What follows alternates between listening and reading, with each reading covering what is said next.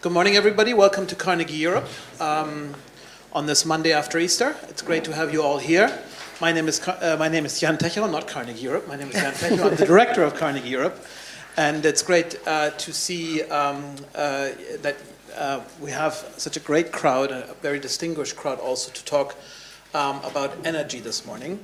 As you know, Carnegie Europe has set itself the task to stimulate the strategic debate in Europe. And over the last few years, what we have seen certainly is a geopolitical kind of earthquake or tectonic shift. And part of that geopolitical tectonic shift that also affects Europe has to do with energy. And often now people make a very easy and intuitive link between energy and its impact on geopolitics. And what's often forgotten, not always, but often forgotten, is that there's also an environmental element to this energy revolution, as it has been dubbed. And this is exactly the kind of thing where we want to enter the strategic debate here this morning and make that the topic of today and hopefully give you something fresh to think about. The debate about new or alternative oils that, of course, in Europe is also taking place is often shortened here in Europe to shale oil or the shale revolution, often with a nod towards the United States and the kind of impact that the shale revolution over there will have or is already having also on our energy markets and on our energy security over here.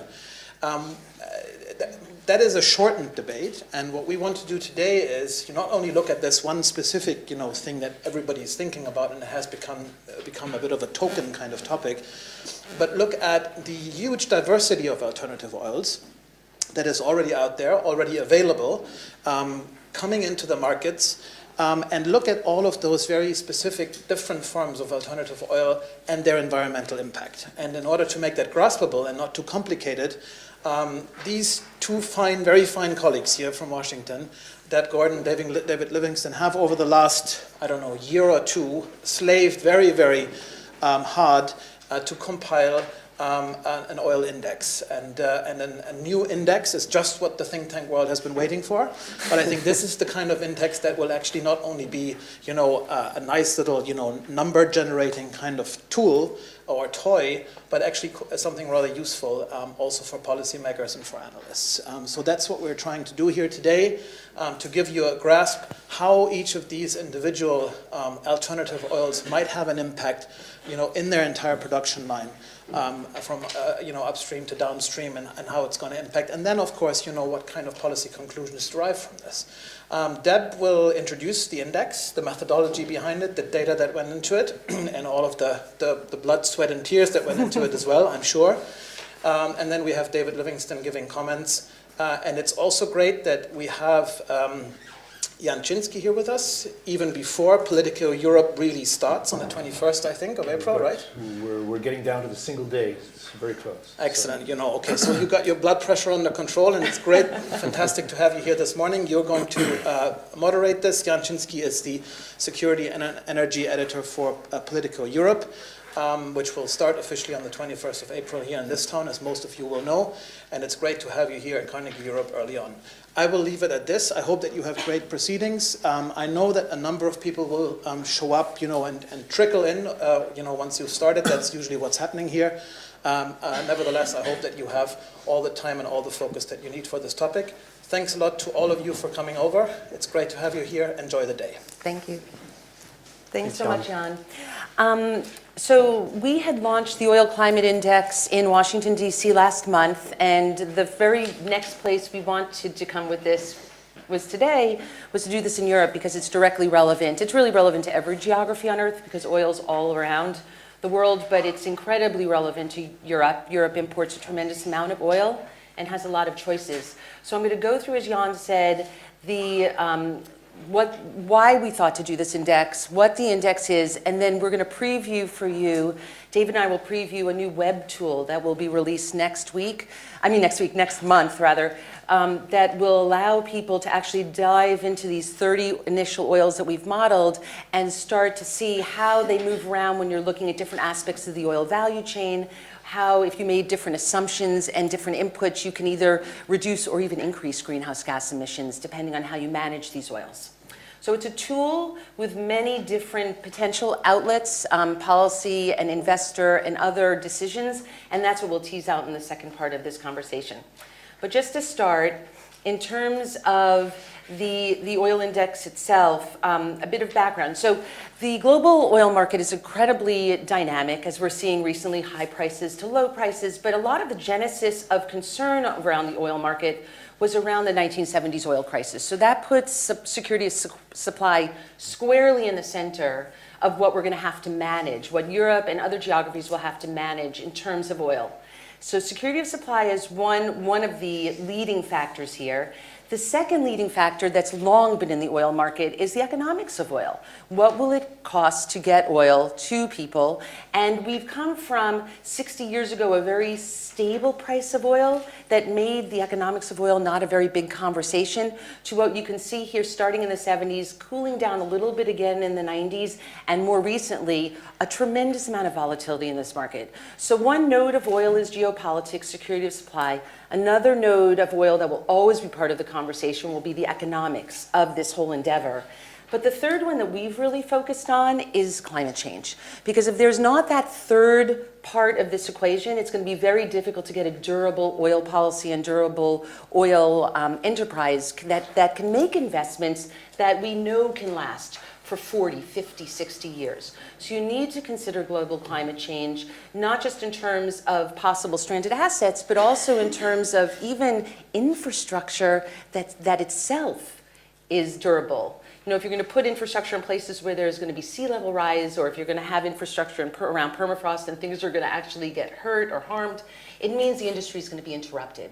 So climate change becomes a very meaningful both production force, but then also in terms of investment force to consider.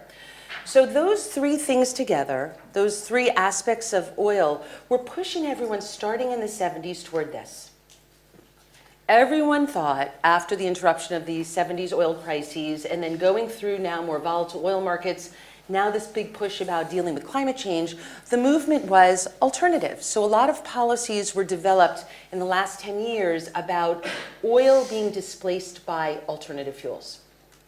But what we really saw in the last, I would say 5 years or so, leading with the United States, was oil being replaced by oil. And that was really the genesis of this project, which was to say, we've got a lot of policies in force that say, how do you replace oil with biofuels? How do you replace oil with electric vehicles? But the reality is the oil market is so durable that new oils will replace old oils. And those oils are quite different from each other. So you have to consider those from a climate perspective. And that was the idea behind the Oil Climate Index. So this is what is, everything in the oil, in the liquid fuel sector is up against conventional oil. But the reality is that this is a dwindling resource. This middle barrel of conventional pooled liquid oil is what peak oil was all about. The conversation about peak oil and oil going away, it turns out was not really about oil or hydrocarbon, which I'll show you in a second. It was really about this. There's going to be less and less of this that's accessible that we can get to, but this is what it's being, I'll say first before I show you what it's going to be replaced by. This is, the reality here is that if you look at all the forecasts on oil, oil is thought to be, by mid-century, still the dominant fuel source. It will remain the #1 energy source. But interestingly, the products that come from oil are going to change. There's going to be much more of a shift away from gasoline and more of a shift to petrochemicals and petrochemical feedstock, and then also to freight, anything that will move commercial stock. So diesel, jet fuel, there's going to be much more of a push to a different part of the oil barrel. So not only are oils changing, but the products that we want out of oil are going to shift around over time as well in the economy. This is what oil is becoming. Oil is becoming everything other than what it was. So that middle of the barrel I showed you, the pooled oil, is no longer going to be where this industry is moving. This industry is moving to the opposite extremes of the hydrocarbon world. It's moving to very light, gassy, I would call them, things that are more like natural gas that you can make liquid product out of. And we're seeing that with the shale revolution in the US. Our shale oils are extremely light. Some of the Texas oils are coming out actually condensate, which is a very light end that's not even oil, but you can make it into oil. So there are big debates about that, all the way down to, I would call it more toward, some of the coal, moving towards solid hydrocarbon that you can move back into liquid fuels. That's the bitumen in Canada, the oil sands. And then we were talking earlier about the oil shale Carrigan, which is an immature oil in rock that you can actually advance time and turn into liquids. Estonia has it, Jordan has it, Israel has it, the Rocky Mountains have it. So we're moving more into these extreme places to find hydrocarbon. But the problem is the problem is managing, I should say, this, and not just looking at replacing oil with alternative fuels, because there's a lot of competition first in markets to replace oil with oil. And so that was the genesis, again, for Know Your Oil, creating an oil climate index that if we don't know what we're going for, and we know physically and chemically these substances are quite different from conventional oil, and actually quite different from each other. There's a lot of variety in the pictures that I just showed you, that it means that there's most likely going to be a very big difference between these substances, these feedstocks, in terms of their climate impacts. And we want to know exactly how big those were. So the climate strategy is very much now around trying to get to some portion of the oil sector, the coal sector, the gas sector in order to manage climate change. We know it's derived from the burning of fossil fuels. So the goal loosely out there has been said about a third of oil resources have to be managed, have to be dealt with, maybe need to stay in the ground, or need to be, the carbon cannot go into the atmosphere from those. But this is the oil climate index. Which 1/3? It really matters which 1/3 you go for, as you'll see in the oil climate index, because if you go for an oil that's a relatively low greenhouse gas oil, you're going to get a lot less carbon reduction out of that than if you go to the third of the oils that are very high greenhouse gas emitting oils. And there were quite a few that are very high for different reasons, high greenhouse gas emitting oils. There's at least an 80% difference in the greenhouse gas impacts of the 30 global oils we first modeled through the Global Oil Climate Index. So this index that can be applied to all oils has 30 oils modeled, as I said. There's an 80% difference. I think that really surprised us. My researchers, my partners are at Stanford and the University of Calgary. When I say us, so David and I have worked with these other researchers that have models that form this index. And only 30 global oils, which is 5% of global production, in this initial run had 80%, almost a factor of 2 in terms of the greenhouse gas impacts. That's huge. We do know that it's most likely that the ranges are greater because we weren't able to model all the prospective oils that are very, most likely very high in greenhouse gas emissions. But in those oils that we were able to model, there's a very big range which harkens to pick and choose wisely. There's a real investor strategy here, there's an industry strategy here, there's an NGO strategy here, and there's a policy strategy here in terms of picking and choosing these oils wisely. This is where the oil is. The greenhouse gas emissions are. I just wanted to break this down before I show you pictures of this 80% and some of these 30 oils. This is the oil value chain. So upstream, the oil value chain, it shows up on my thing. Upstream, the oil value chain is, we found a 10-fold difference in emissions in terms of the extraction of these 30 oils. So an order of magnitude between the lowest greenhouse gas oil to get it out of the ground, extracted, and the highest. And then in terms of the midstream, which we also modeled, which is the refining of this oil to turn it into the product that the market wants, there was a 5-fold difference in emissions between the lowest and the highest greenhouse gas oil of these 30 oils in terms of refining them, the energy required to turn them into product. And then it's often assumed that the downstream is a number. Like all oil is gasoline and all gasoline is one number. It turns out that there was a 50% difference in our 30 test oils between the products that come to the market from each of these 30 test oils. So there's even variety, a tremendous amount of variety actually, in terms of the product slates from these different 30 oils. So when you sum all that together, you get this, and this is in the report if you picked it up as well. If you sum all of them together, you end up with what we ended up building, which is also in the report, a greenhouse gas emissions supply curve, but this is the breakdown of the numbers, where green is that first bar of extraction. The green here is the variability in upstream emissions to extract the oil.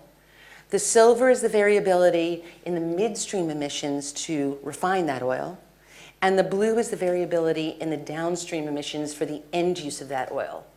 We know that the blue will shift further because the first variety of our model had to assume, based on how we built the model, that all of the petrochemical feedstock, and you saw petrochemicals are a growing part of the oil use, oil demand, we assumed in the first iteration that all the petrochemical feedstock goes into refinery fuel gas to create heat and steam to refine the oil. But if you actually pull petrochemicals out and use renewables or very low carbon gas in, you can end up with even a reduction in the blue bars here in terms of end use, because more of this barrel is going to go toward a non-combustible petrochemical feedstock, because you don't burn petrochemicals to get value out of them. So you don't get CO2 out of them.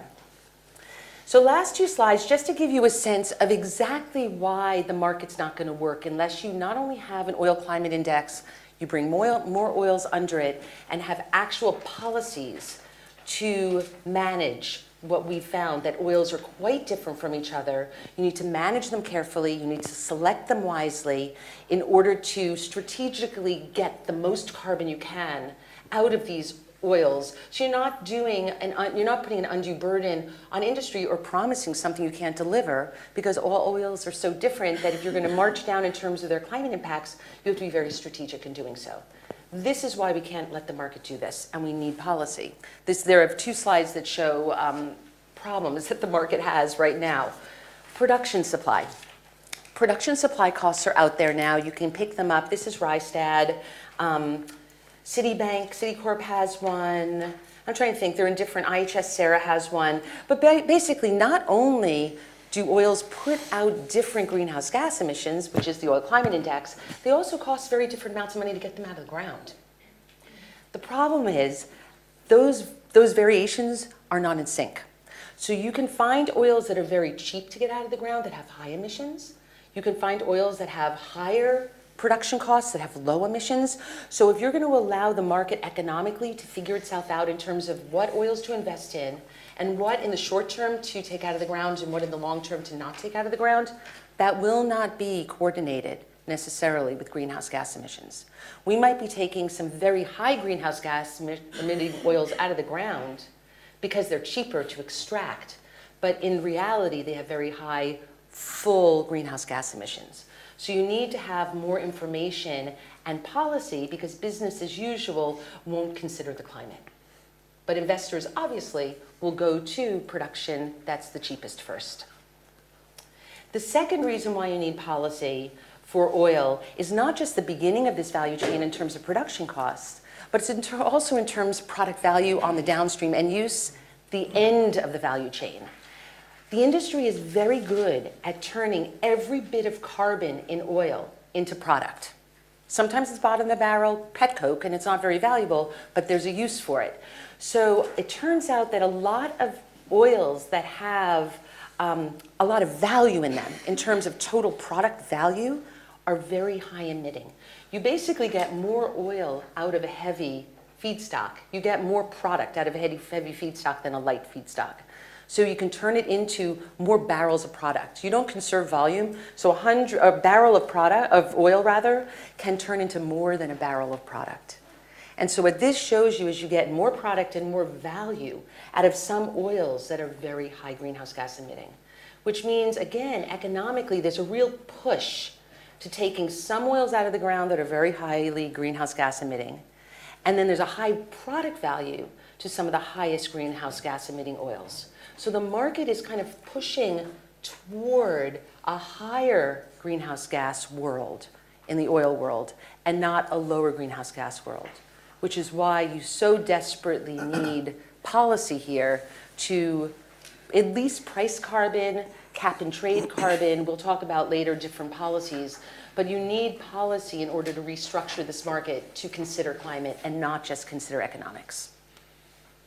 Excellent. So that is the end. We can certainly delve into more questions about the index. I didn't want to wonk out on you, which I can be known to do.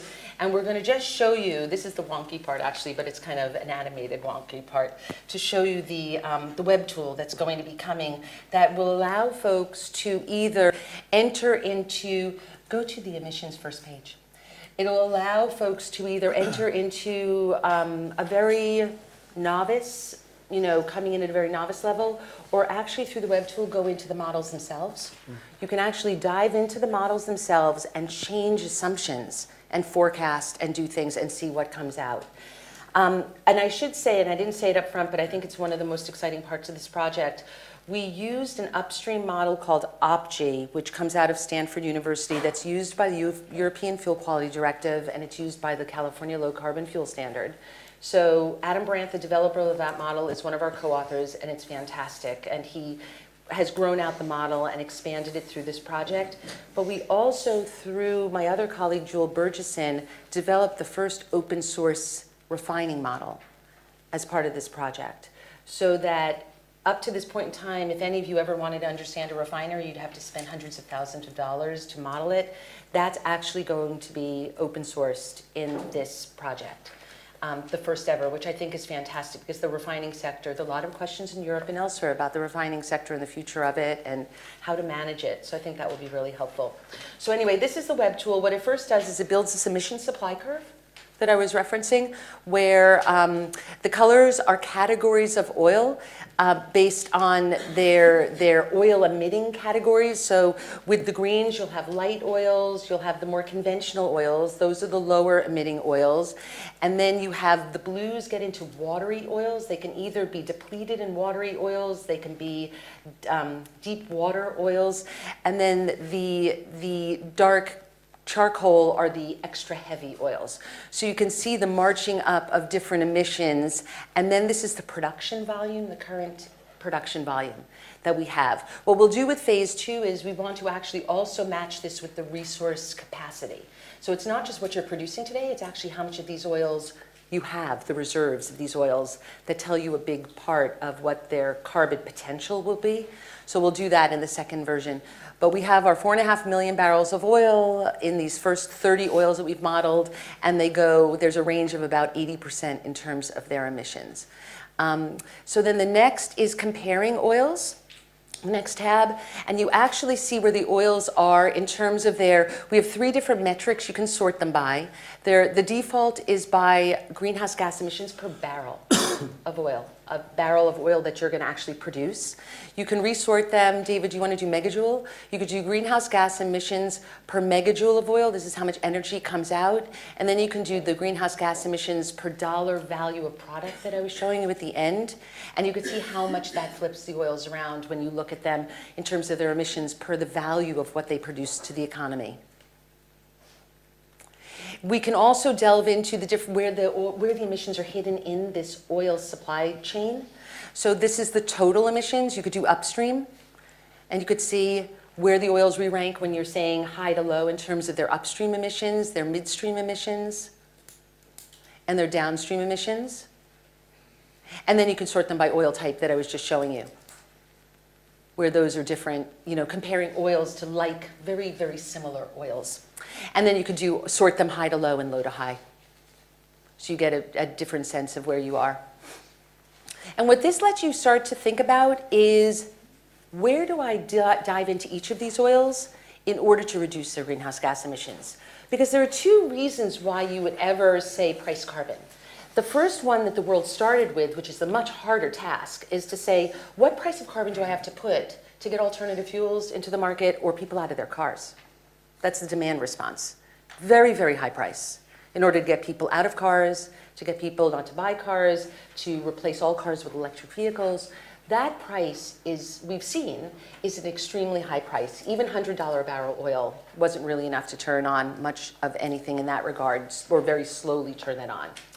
But there's also the second question was, what is the price that you would have to impose on oil in terms of a carbon tax, in terms of cap and trade, to actually shift the supply of what investments would be made by the industry. And you can start to see that there's a lot of variety here, so it's a much lower price on the margin to get different decisions made upstream, midstream, and downstream on these oils to start to cut and nick away at the carbon that's embedded in these oils. So then the next page, let's go to drivers first. So drivers actually start to plot where these oils stack up in terms of specific aspects of what make these oils different. And the one that I wanted to explore, we're going to have 8 drivers in the final. It's being coded right now, so there'll be more things to sort them on. But just gravity is a good one just to show you now. So gravity is interesting because up until this point in time, the API gravity is the weight of an oil, and it's how the oils trade. Oils are traded basically on their gravity, how heavy or light they are, and on their sulfur content. That's the big thing that creates value in the market right now. Very simple. So for a long time, it's been assumed heavy oils are high carbon, high greenhouse gas, and light oils are low. Well, it turns out, you can see in our sample oils here, the light green are light oils, and the gray are heavy oils. So you can see there's some reality to that, but the real reality to that is of these 30 test oils, there's a lot of variety when you look at the gravity of these oils. You can't say these gravities determine greenhouse gas emissions because there's no correlation between oil and its gravity. And then if you look upstream, so go down here, David, to upstream. So if you go upstream, you could see, again, when you look at extraction greenhouse gas emissions and you're looking at gravity, there's no meaningful way to sort oils and say, we have to somehow attach a fee or discount high, oil sands. Oil sands are the only problem. The reality is there is a lot of opportunity here to get to the carbon-bearing nature and the greenhouse gas nature of these oils, and gravity will not do that for us. Another breakdown in how the simple information in the market right now really doesn't help with climate change. And then you can go into the model parameters. So go up above to the model parameters, and let's see. Actually, I think that this shows, we decided this shows better. Go back to, oh, it does. Will it sort it? So this gets you to be able to start to see where, do flaring. So flaring is a big problem in terms of, I'll tell you that there are 4 categories of oil, which will give you a sense here. There are 4 categories of oil that we had figured in and computed in our model that were the most difficult to manage in terms of their greenhouse gas emissions. One of them are gassy oils where the gas is not sold but flared and burned off. And that's what you're seeing here when David moves the flaring ratio. So if we can make all gassy flared oils operate like Norway operates, which basically in the 70s said it's illegal to flare gas, we don't do this in the Balkan and North Dakota, we flare gas. Nigeria flares gas. Everyone around the world tends to flare gas. Russia certainly flares its gas, and Norway doesn't. So Norway is a gassy oil that's actually very, very low greenhouse gas emitting, and that's an easy thing to start to figure out what to do here. This lets you play with it. The second category of oil that was very problematic for us were watery depleted oils. Oils that have a lot of water in them and have less oil remaining in the reservoir means that you have to lift, in some cases, 50 barrels of water to get 1 barrel of oil out. It takes a lot of energy to do that. So depleted watery oils ended up being Indonesia has them, California has them. There are a lot of depleted watery oils that are very problematic. The third category of oil, which Europe has zeroed in on already, are the extra heavy oils, especially the oil sands, just have a lot of carbon, so that was a problematic oil in terms of greenhouse gases. And then the last category of oil that we want to delve into more in terms of land use are oils in extreme environments. We have Chivo, Russia's Sakhalin field here that's 35,000 feet deep, but the Arctic oils will have real problems in permafrost. There's development in areas that are highly forested. Those are going to be difficult oils to deal with in terms of greenhouse gas emissions too. So those 4 categories of oil will have more parameters to play with, but you could see why we picked these parameters. Water intensity was one because it's very much related to greenhouse gas emissions. Flaring is another because it's very much related to greenhouse gas emissions. So you can start to see what policy levers might do if you can reduce flaring, reduce your steam input. You can see what they do in terms of greenhouse gas emissions. And then last but not least, just which one do we decide? Indonesian Duri? So here you can go into an oil itself and get information on that particular oil. So up till now, it's all been about the tool, which is comparing oil to oil, which is very much what the story is here. But in order to get information on that particular oil, you can go here and have factors about the oil, its gravity, its depth, its production, its location. You could see where its emissions are now, and then you can play with parameters and see how its emissions change. So change the steam to oil ratio here, because this is a high steam oil.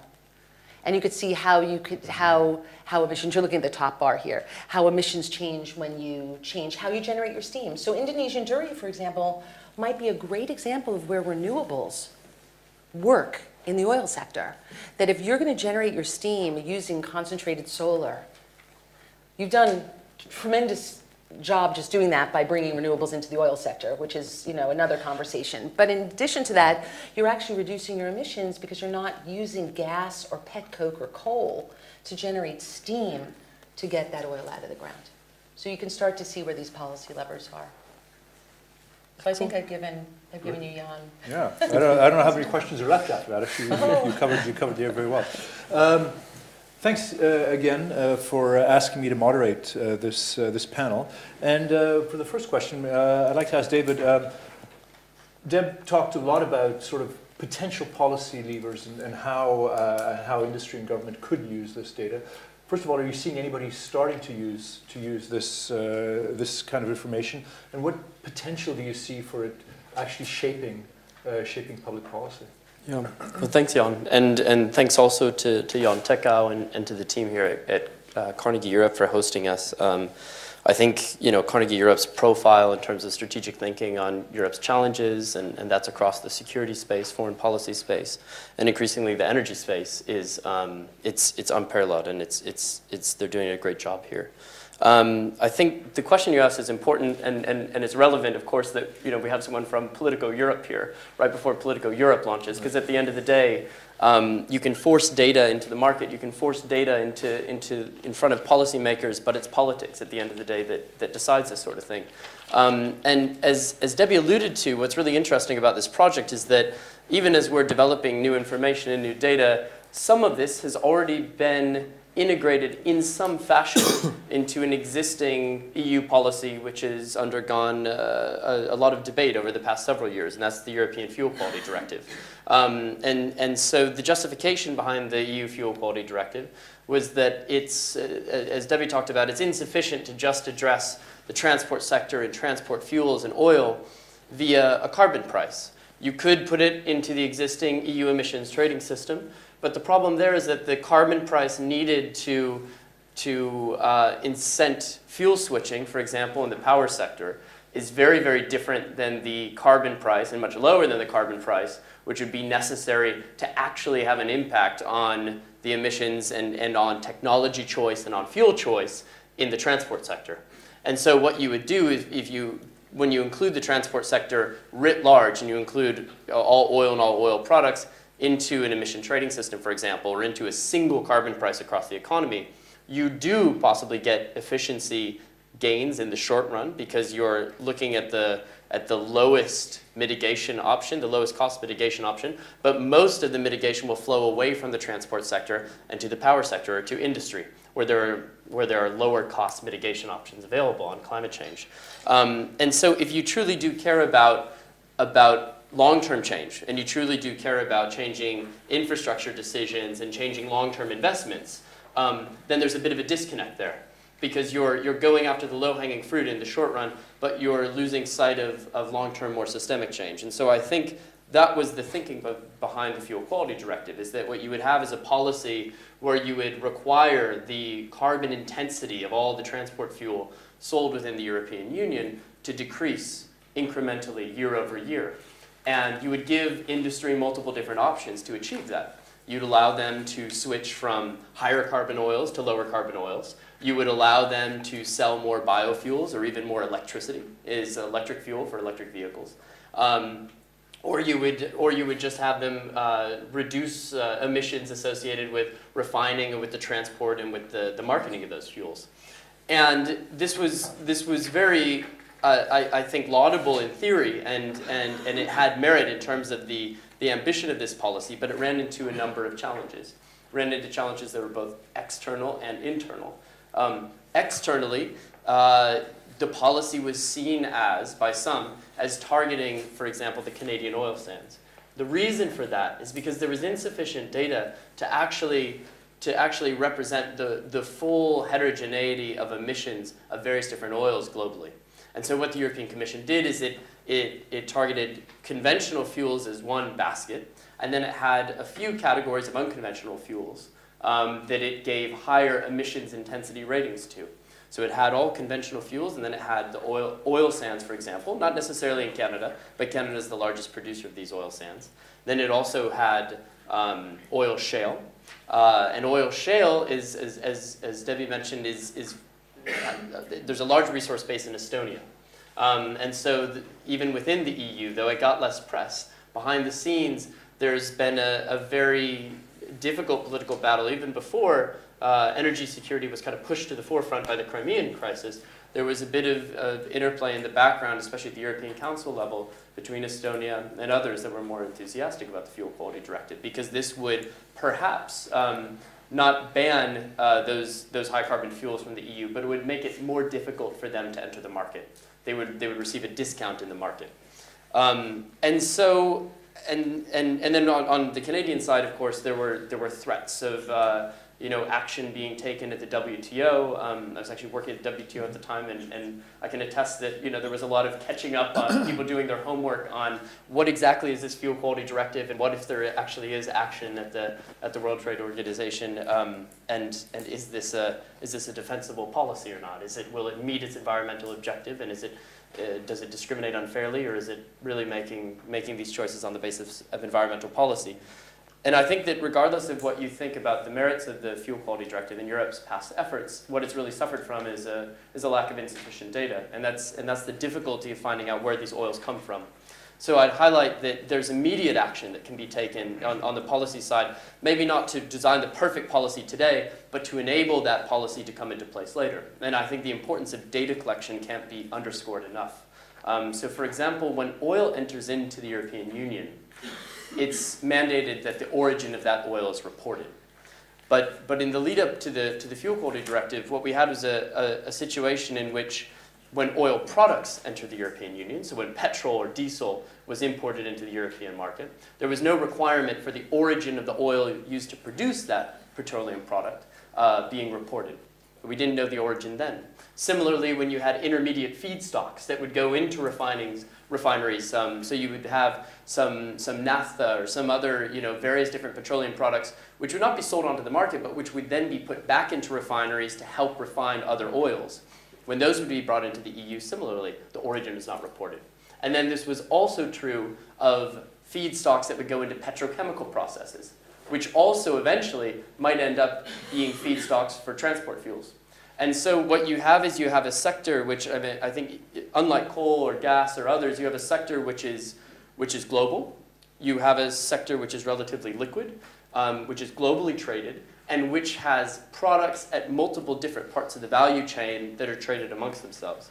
And so I think, the challenge here, and the reason that it's so important, I think, to make this a broader discussion about the Fuel Quality Directive, about similar emissions intensity standards, there's one in California, and about looking at opportunities to link these and to make them more coherent and to make them, to ensure that they're not trade discriminatory and to ensure that they'll be robust and stand the test of time, is because the problem is global. And you can start to regulate it on a local level. You can start to regulate it on a national or even supranational level, like at the EU. But at the end of the day, this is a discussion that actually has to be made a priority by the EU, by the US, possibly carried forward to Paris later this year, and look at opportunities at the beginning, before we have the data to craft the perfect policy, to collect the data necessary to enable us to address oil down the road. Oil and the transport sector will possibly be one of the most durable aspects of the fossil fuel sector, simply because we don't have immediate scalable alternatives to oil and to fossil fuel-based transportation systems at the moment. And so I think we have to see this as a long game, and we have to put in place the infrastructure at a global level with governments leading the way and then industry, kind of following the rules they set. But with governments leading the way on getting the data necessary to be able to implement these regulations down the road. So have you talked to people in Washington and Brussels about the index? What's the reaction been? And can you see them actually start to incorporate some of the findings of the index into their policies? Yeah, the initial talks have been in California because of the low carbon fuel standard that David mentioned. And what we're finding in the US, and it might actually be better in Europe, that the energy policy oversight is extremely fractured in the US.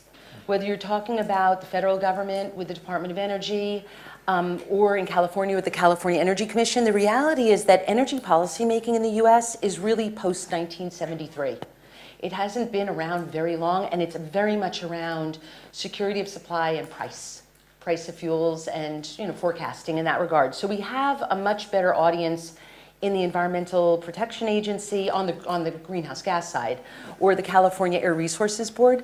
And we have started to talk to them because we don't need that much information in order to, and we don't need secret information from government in order to do the Oil Climate Index. I think that that's a real key point. The information that we need is provided for in the marketplace in order to market, for companies to market their oils in the first place. They have to provide these oil assays, and it's just a breakdown, a chemical assessment of what this oil is. So we want oil assays provided in a consistent format, and that's the message we've taken to Governor Brown in California.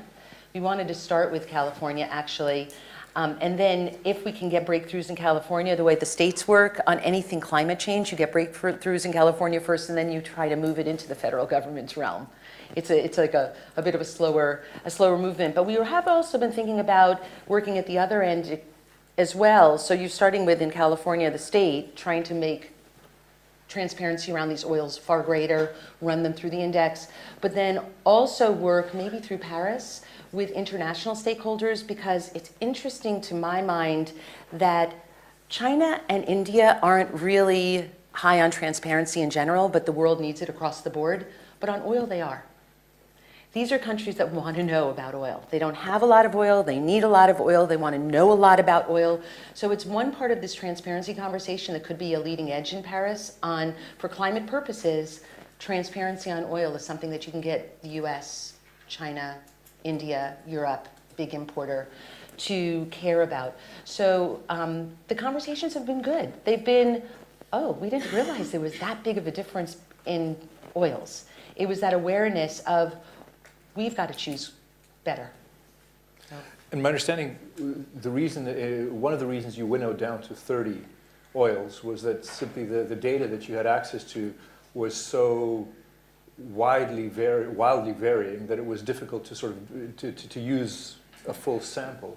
Is that something, again, that you think that you could persuade regulators and governments to do, to come up with a single standard or a more transferable standard that you could use to create a wider index? Yes, yeah, absolutely, and I'll explain. We have no fracked Balkan, Eagleford, U.S. oils in here. If you probably didn't read, but it's in the report, you could read all the oil names. And the reason why in phase one we don't have any U.S. light tight oil is because we don't have an oil assay for them. The reason there's no oil assay for them is, this is ironic, they didn't have to market them. They can't be exported because the U.S. has a crude oil export ban. And there was such a high demand for them when they came out of the ground that there was kind of a speedy, rapid marketing that didn't go global. So the U.S. oils haven't gone global for policy and other reasons. But what is reported globally are these oil assays are in the public domain. We collected hundreds. I might have collected many hundreds of them, actually. But they're all actually measured in a different format. There's no difference to them other than you cut, basically what you're doing in an oil assay is you are simulating what the oil is made, you know what the oil is made up of, and you're putting it through kind of a simulated distillation process, and you're cutting at this temperature, this will happen, at this temperature, this will happen, and you have these temperature cuts. The problem is that if you don't have the same temperature cuts for oil assays, you have to make assumptions to make them standardized, and those assumptions introduce a lot of error. And what you want in an oil index is you want comparability. You really want to be able to say, we really think this oil is 5% more than that oil. But if you start making these assumptions, you've made that fuzzy. So all we really need is the same temperature cuts, and they're random. And there's no good reason why they're random. They're probably a little bit randomized based on what refinery you think that oil might go to. And a lot of the oil assay, like everything else in oil, was set up around the 20th century of oil. It's not set up around what oil is becoming, it's set up around what oil was. So this is just the first of many things that are probably going to have to change in the oil sector to set the industry up into managing this whole new array of oils that are coming out of the ground. What are the prospects? I actually think the prospects are better than good, and the reason why I say this is it's not just for greenhouse gas emissions. You need good oil assays for rail cars that don't explode. The reason why rail cars are exploding in North Dakota and Canada is because the handlers didn't know what oil was in the rail car, because there wasn't really good data on that oil. So you need this information for safe handling, for safe operations, for greenhouse gas emissions, and for investors to decide how much this oil is worth on the market. So I think those forces, and you also need this kind of information or the tracking of oil in terms of black markets for oil. So if ISIS is selling oil, and you want to know whose oil is ISIS getting, you really want this kind of information because you want to be able to track this oil over time, even for security purposes. And one of the other things that really pointed out the difference between the oils was flaring. Yes. So how do you measure that now? Is that publicly available? Are the Chinese and Nigerians, I assume the Norwegian seems they don't flare, that's fine, but how do you get the data, and what are you going to do with that in the future to improve the data picture? It's a great question, because there's a real part of this both for flaring and for land use, the extreme oils I explained. There's a very big use for satellite information here. The current data comes from literature, largely, and industry reporting on flaring.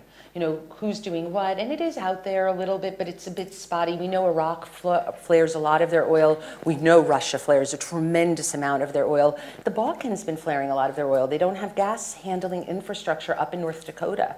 So, the oil's worth so much, the gas isn't worth as much. They end up burning off the gas and wasting a whole a sizable part of their investment. They're just burning up because they make so much money taking the oil out of the ground. This ultimately can be managed by satellite data. And NOAA has a satellite, the National Oceanographic Institute has a satellite, and the next phase, in phase 2 of the Oil Climate Index, we're going to sync that satellite data to knowledge we have of regions that flare and see. We need to correlate this better. The satellite passes around the Earth once a day, so you can get a bulk of data. And a lot of this, I think, is moving into the metadata, handling world, that there are many firms now that love data. You can get, the data itself will give new knowledge. My understanding as well is that that the model is robust enough that you don't need every single parameter to be able to construct it, that you need just a handful in order to get usable information out of it. Yeah, this is true of the upstream model. So the extraction model that has the biggest range of emissions. So it's a very, very important part of the oil, the whole oil supply chain to get a handle on extraction, because the extraction, you can have an emission at 1, an emission at 10. It's a huge variability there. That model, Adam Brandt's model from Stanford, is the oldest model that we have. It's been around for about 6 or 7 years. It's used by the California Air Resources Board, and there's been, in fact, I just found out that California has modeled the upstream emissions for every California oil. So we're trying to get the oil assays so that we can run every California oil through the Oil Climate Index, which I think would be very important for the state to understand what they're doing. But the model was designed over time with a lot of analysis that a little bit of information will actually correlate to other information. And so a little bit of information works with the other information that the model has to improve upon itself. So it's a bit of a dynamic model. So you don't need to know everything about the oil, every last bit of information to make it accurate. And it gets more accurate the more information we get over time. I'm curious what the industry response is, because my feeling would be that if you are producing some of the higher greenhouse emitting gas fuel, that this would actually not be information that you particularly want out there, because it could affect the value of your company. It could affect the marketability and sale price of your product over time if this became more widely used. So are you seeing some pushback from companies and lack of enthusiasm on their part? Exxon was actually quite active in this process. We had a workshop with stakeholders. Exxon and Chevron and Shell were all there. I don't think it will be the majors necessarily that this is going to hit the most. Well, first of all, to be very fair, most of the world's oil is in the hands of national oil companies. So this really goes deep down into Petrobras and, into Russia, into Aramco. It goes into other places. And then what we've seen in Bakken and Eagle Ford is this isn't even about the majors. This is about wildcatter, independent oil companies. The other thing, to answer your question, is the information that we've really brought to the fore has nothing to do with any particular company. These oils can be owned and swapped and disposed of readily by companies, depending on how those companies trade their oil plays often. They won't necessarily remain in an oil play. And in fact, one of our oils that we have in here that was one of the higher oils in California, South Belridge, I did some digging. It was an Exxon oil field that has long been an Exxon oil field, actually, that was just last year swapped with a company I'd never heard of. So I was very curious about this. And it's interesting because if Exxon was even paying attention to this, they did the right thing for the climate by saying, we're not going to produce South Belridge. We're not going to be involved in South Belridge. It was bought, however, by a company called Lin Energy. And when I did some digging on Lin Energy, I realized this is going to be a very interesting, fascinating world that this information is even more valuable for. Lin Energy is a master limited partnership. It's not an oil company. This is owned by an investment arm, basically an investment firm. So if the investors think that this is a good investment, they better figure climate into this as well. So I think that this world is getting only more, you have the traders involved, you're getting kind of a reintegration in a strange way of the original oil industry from 100 years ago. It's now independents, it's oil, it's countries, it's major oil companies, it's investment firms. There's so many entities that are involved in this that I almost don't know who will push back on it because some of them are going to get information out of this and some are going to give. And it's a little bit, the industry's heterogeneous like the oils are, which helps. It means that you need more information. And because you're not reliant on industry supplying you the data to create the model, you're basically independent. Even if they're not very happy with, or specific parts of the industry are not very happy with what you're doing, it doesn't really affect the ability of the model to work. Right, exactly. That's right. But the other thing too is that I think is important to emphasize about this is that there are systemic changes going on in the energy sector, in the oil sector, and in the way that oil companies are expected by civil society, particularly in the United States and in the EU, to engage on the climate issue. And I think we see that, it's very timely this week on April 16th at the BP annual shareholder meeting. There will be a shareholder vote, a very historic one, on a climate resolution which has been put on the agenda, which will require BP to do, amongst other things, if it passes, be much more transparent with the climate impact of its operations. And that would obviously include the variable climate intensity of its different fossil fuel assets around the world, to talk about what it's doing on renewables and alternatives, and to generally just be more transparent and more engaging with outside stakeholders and with shareholders on how it's managing and how it views climate risk going forward. Next month, there will also be a similar one that will be brought to Shell. And what you might expect me to say is that these companies have fought it tooth and nail because they see it as threatening kind of just your core business operations. But the surprising truth is that both Shell and BP have endorsed these resolutions. They see them as non-confrontational. They see them as constructive. And what I think that indicates to you is that we're starting to see very quietly, and we'll only know it in retrospect after it's happened, but we're starting to see a little bit of a phase change and a little bit of a threshold and a tipping point in how companies are engaging on the climate issue. And what the Oil Climate Index offers is a third way between the camp that says fossil fuels will continue in perpetuity, that oil will always be a dominant fuel, and that climate is not a priority, that we have to prioritize economic growth and energy security over climate, and those on the other side that believe in shutting down an oil-based economy tomorrow, and that discount sort of the large adjustment costs and the large shocks to the global economy that would bring.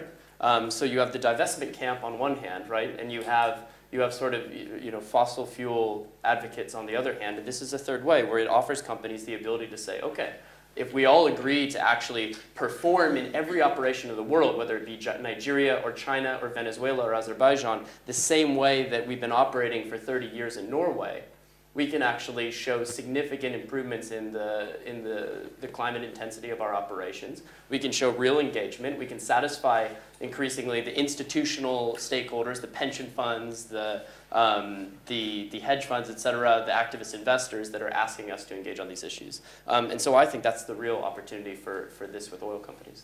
Now, are there similar indices to this in related fields, like in coal or in natural gas? And can you see, maybe not using obviously the exact same criteria, but a similar approach to assessing the full environmental or the full GHG impact on everything from wind to solar to coal mines, to allow policymakers to get a much better sense of, does it make sense to build solar in the Czech Republic, for example, or does coal actually, in a modern coal plant, make more sense? Mm-hmm. Well, on the edges, and you are right, these models are really about oil, particularly oil extraction, oil refining, very different than handling coal or gas, and then oil products, which are obviously also different than than coal or gas, going into different sectors. But what is on the edge of this, and we haven't modeled yet, and I would put this out more in phase 3, is coal to liquids and gas to liquids are going to be, they already are, but will be more so replacements for crude oil and hydrocarbon. And understanding those and building those in the model will give that type of need to bring coal and gas into this oil climate index over time. But beyond that, having the stratification and the disaggregation of understanding how big is the variation of different coals? How big is the variation, and what are the hidden ways, even beyond flaring and venting, but what are the hidden ways of managing gas better? I think is going to be the way of the future. I think that this is exactly what David said, this middle road that we're in right now, that there's this growing awareness we're going to have to manage climate and a reality to managing climate, but the penultimate get off fossil fuels is a very long road. So getting to that road has to do with how to manage what we have better and better, and not get into plays that we can't manage, and not go there until we can. So it puts this kind of race to the top. And I do think it's going to be worthwhile to do that for other sectors. Lifecycle analysis has started that, to do that. So I remember the lifecycle analysis of solar cell. I've seen those types of things there, but bringing those up with new technologies and keeping them refreshed, I think is going to be very important. And would the idea be in the end to make them correlate in some sensible way with your index, so that it's relatively easy for policymakers to make a determination? Absolutely, and the thing I'd say too is we're getting close to the point where there will be another tipping point, and that's in when you have an energy storage technology that's cheap enough and that's light enough and that performs well enough, that you have innovators like Tesla and you have innovators like BMW that can put that into a car and can all of a sudden make electric cars, truly competitive for mass consumers in the EU and the US initially, but then also, the Chindia market, right? The Chinas and Indias of the world. And at that point, what you have is you just crumble the wall, the wall that's divided the transport sector on the one hand and the electricity sector on the other hand. Where we typically say, okay, gas and solar and coal, they're all competing against one another in this electricity market. But oil has enjoyed a virtual monopoly in the transport sector for so long. Well, as soon as you start having the electrification of transport, this changes everything. And then, then it becomes very relevant to compare, actually, okay, your electric fuel is not carbon free, it's running on something. So what's the grid mix? Is it solar? Is it hydro? Is it wind? Is it coal? And what's the complete embedded emissions within that system, including the emissions associated with the construction of the battery and the construction of the vehicle, which I think are not negligible and which have to be taken account of. But what I think, what we're all getting at is the importance of this life cycle approach and this systems approach to looking at energy. Because I think if we're seeing anything, it's the over the next 10 to 20 years, it's the tearing down of walls that have divided various segments of the energy sector for so long, and the integration of things into operational, efficient, optimized systems. Great. I think we've got a couple of mics in the hall, and if anybody has questions from the floor, would this be a time to take them?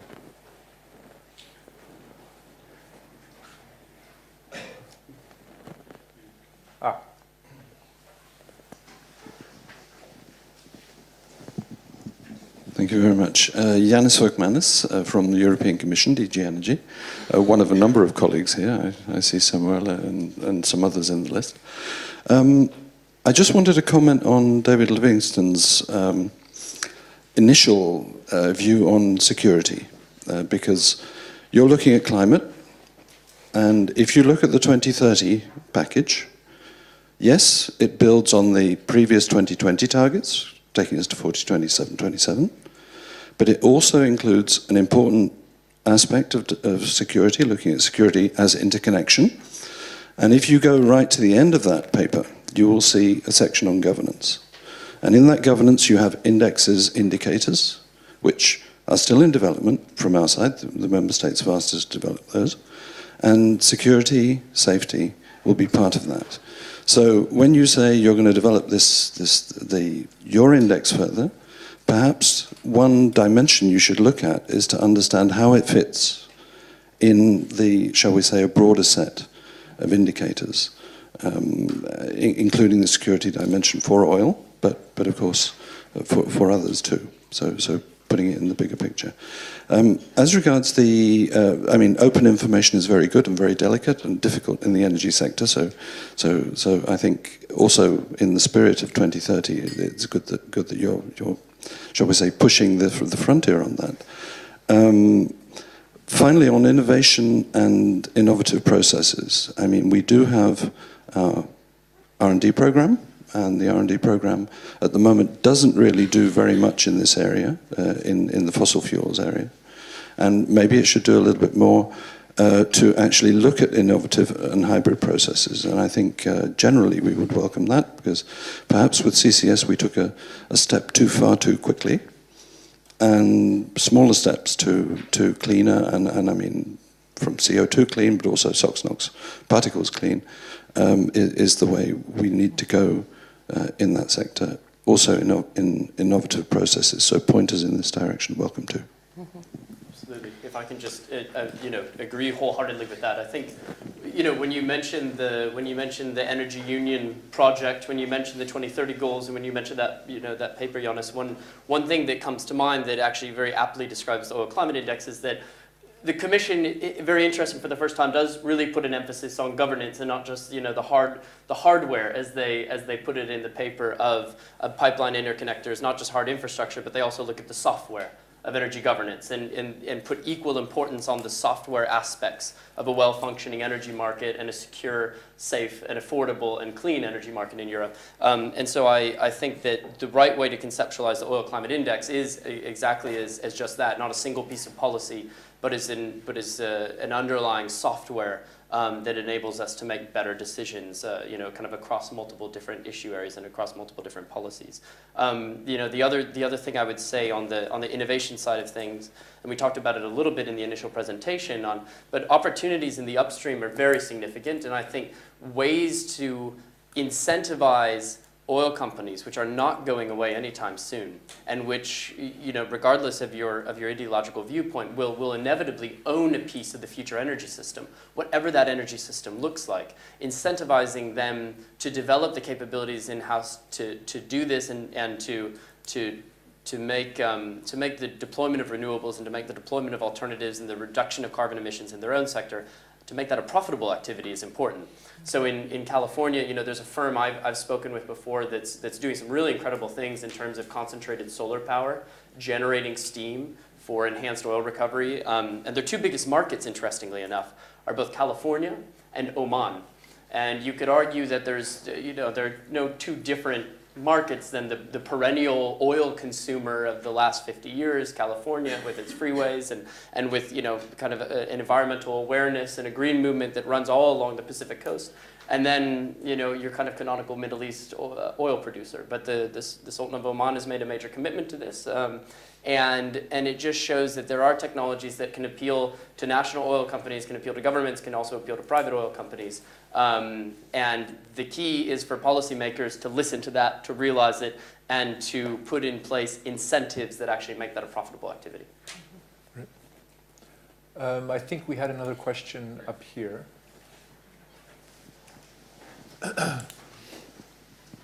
Hello, I'm Fabio Marchetti. I represent ENI, the oil and gas company. Just a comment.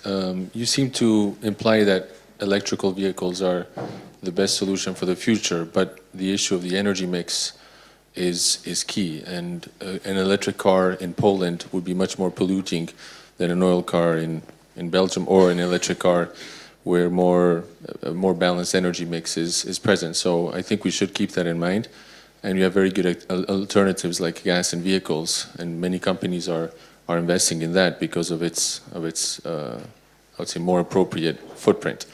Just a question: is there in the modeling a way, for example, the Nigerian oils, or in Congo Brazzaville, for example, we have a zero flaring commitment by 2017, and a lot of the gas flared we have built gas powered generation. Is there a way to factor that the activities that a company does, for example, to have zero flaring, and the fact that then the generation is much cleaner than charcoal, for example, that was used in some of these areas? Is there a possibility to put that? Yeah, it's when we were playing with the tool, you can adjust flaring down to 0. So, or I think it was 10%. You never can really say a flare is 0 because it's there for emergency purposes, but Norway is basically, almost 0. So you can show how those Nigerian oils, if you were to operate them like Norway's oils, you could see how it reduces the greenhouse gas emission impacts. So that's in there in order to forecast and make commitments. And it would be fantastic to get more of those commitments out there. And I think your original question follows on what Jan was saying in terms of building this metric out ultimately to be able to compare those different utility power generation mixes that would go into comparing the equivalent barrel of oil that you're displacing. How would that be for an electric vehicle, depending on where you are, and your commitments made. I guess the one thing I'll say about electric vehicles is it might not be a short-term, in every location, a short-term reduction in greenhouse gas emissions, but it is the bridge. Electric vehicles are the bridge to renewables in the transport sector. They're probably biofuels on a different, from a different angle, but electric vehicles for solar, for wind, that's the best bridge, because we're not going to have, obviously, those renewables in cars themselves. Yeah, and just on the, I think, the sort of life cycle analysis and comparing apples and apples and not apples and oranges, incredibly important, and I fully agree with you on that.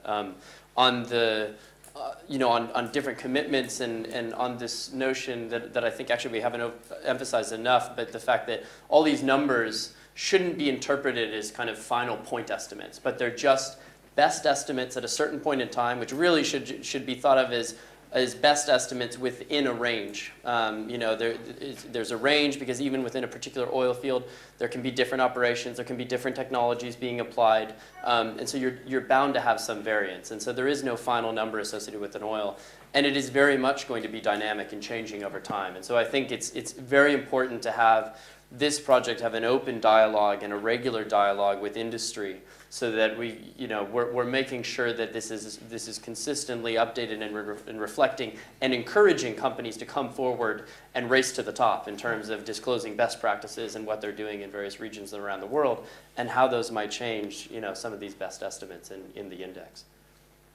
Another question right here. Hello, I'm Jiří Jeřábek from Greenpeace.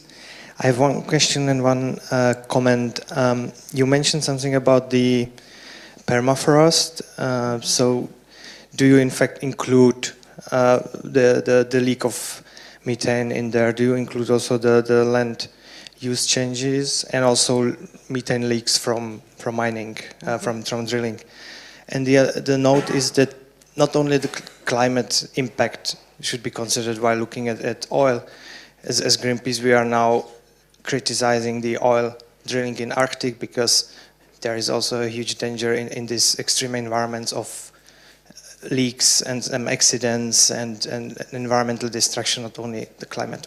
Thank you. Yeah, no, very good question. So Adam Brandt's OPG, upstream model, which is where these types of issues, I guess venting and flaring is probably everywhere, but in Adam's model, the venting and flaring and the land use are included. The land use is pretty cursory. We have, I think, 3 levels of disruption that you would find in land use, and what we wanted to do in phase, you'd have a moderate, you'd have a, or a very low impact, you have a moderate and a high impact. So it's there, but it's a first phase.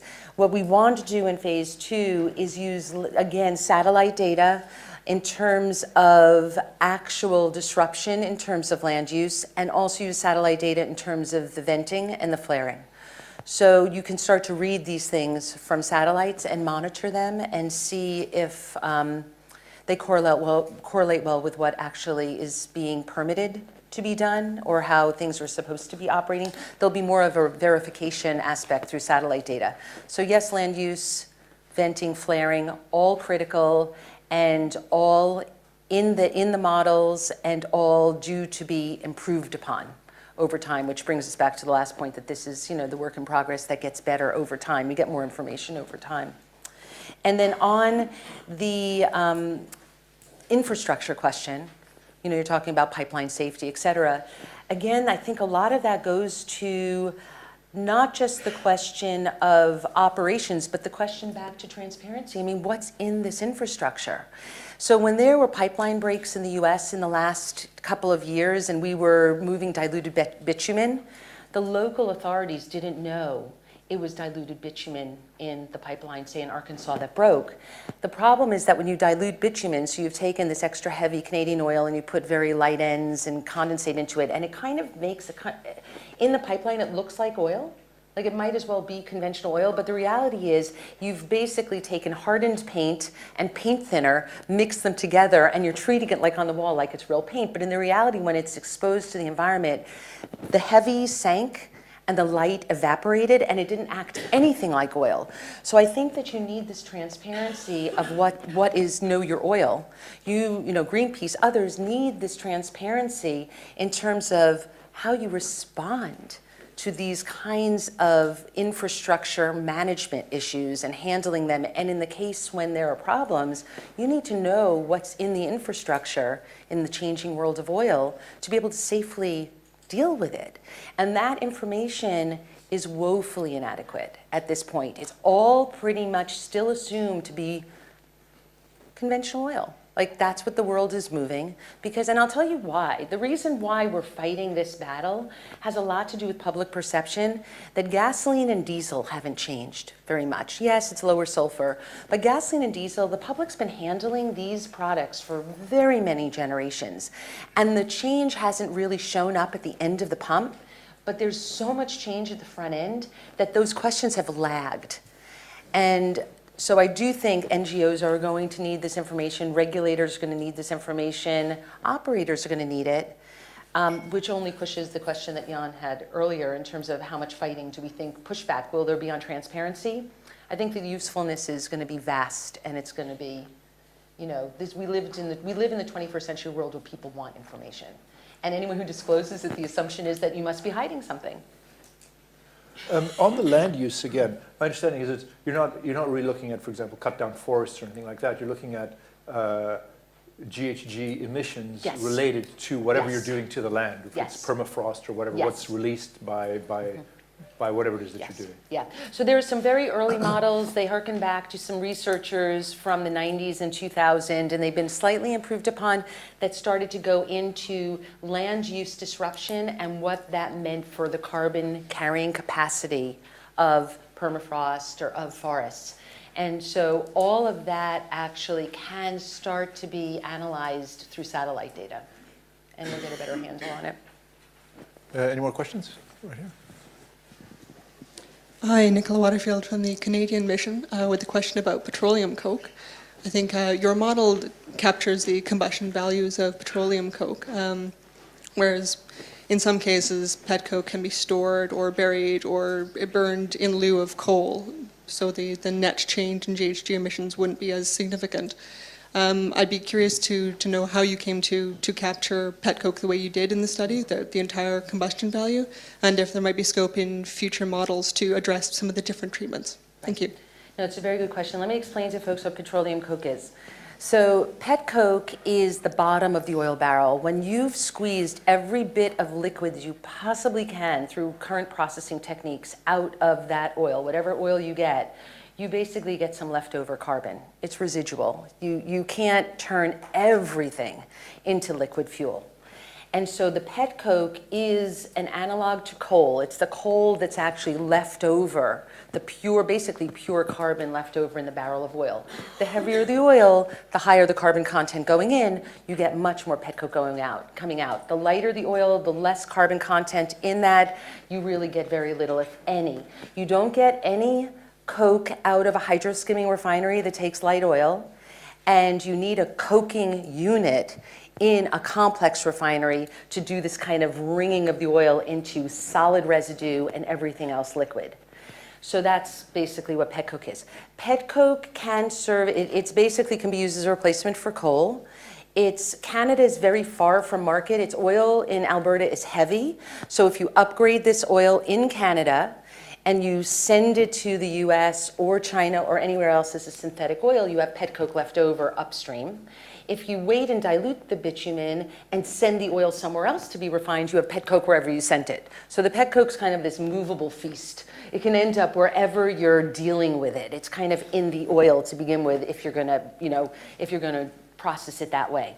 Canada handles it very differently than the US does.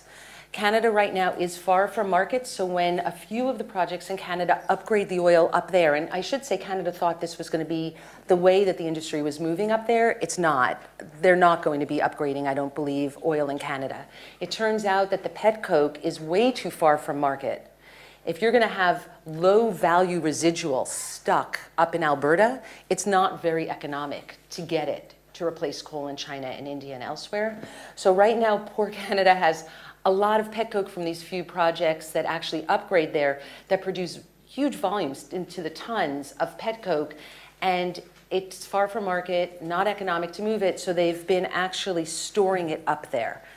But the Canadian regulations say every possible energy resource, anything that could be an energy resource is protected by the Canadian government to be an energy resource.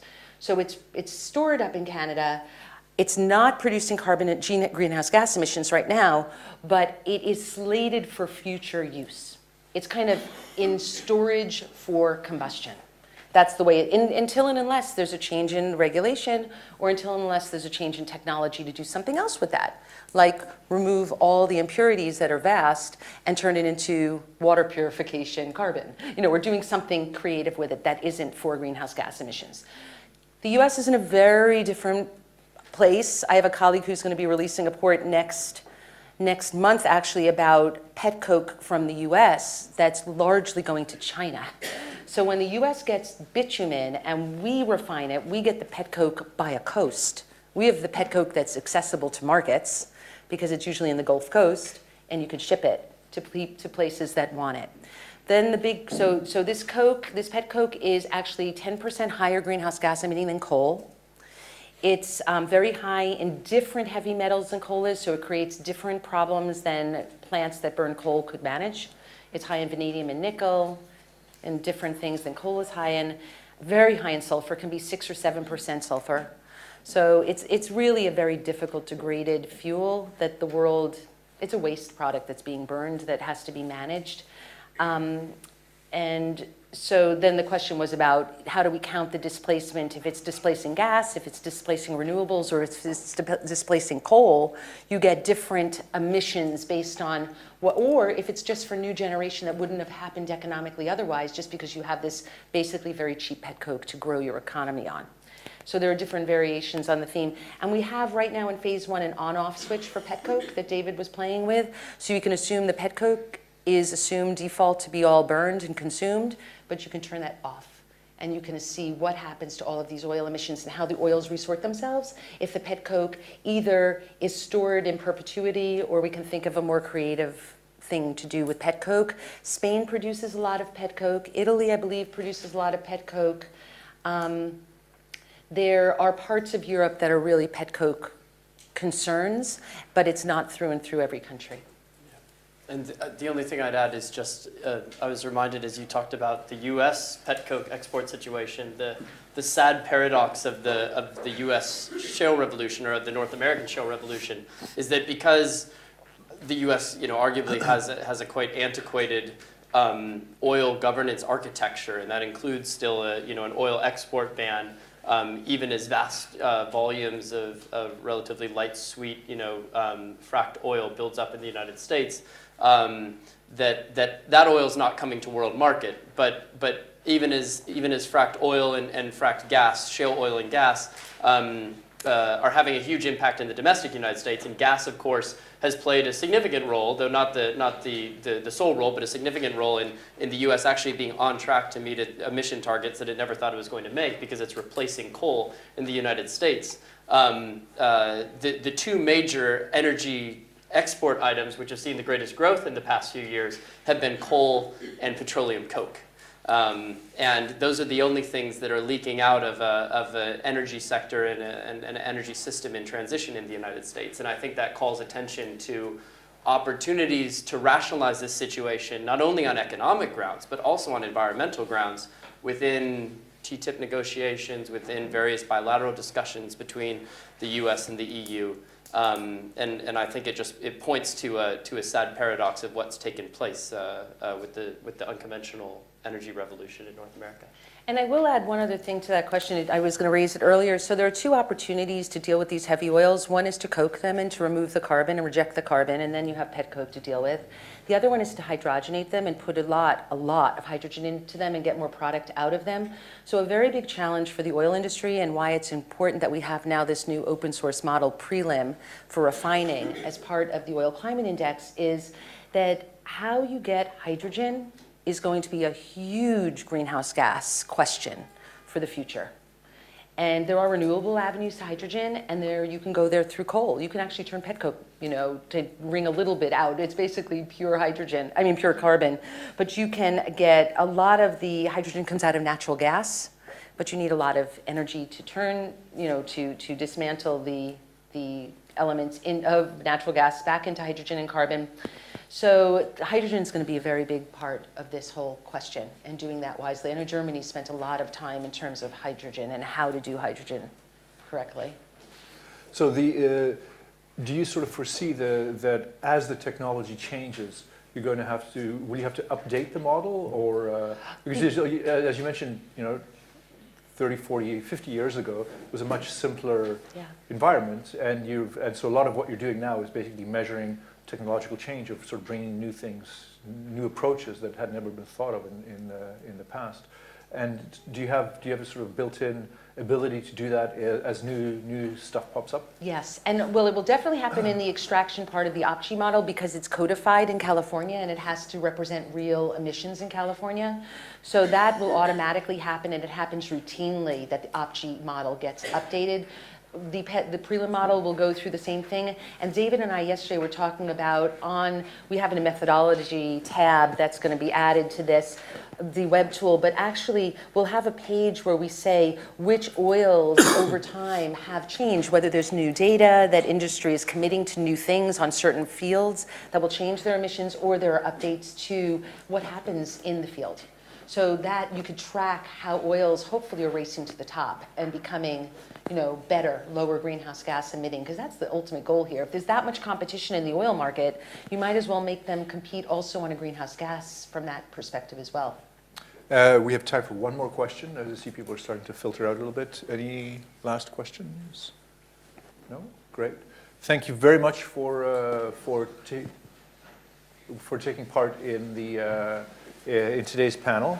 I'll just sort of bring a Hollywood ending to the thing of technological change. I remember years ago I saw a King Kong movie in the 70s, and they found this mysterious island, and there was oil prospectors looking for the island, and they found an enormous hydrocarbon deposit, which when they looked more closely at it, one of the engineers said, unfortunately, this oil could be oil in a couple of 100,000 years, but at the moment is useless to you. And they were left with nothing but the large ape to drive the movie. And so now it's obvious that they could turn something very interesting out of that almost oil. And this index helps us capture that. So thank you very much for presenting that to us. And thanks very much for taking part. And I hope that on the 21st of April, you're all logged on to Politico Europe to see what we get up to as well. Thanks, Al.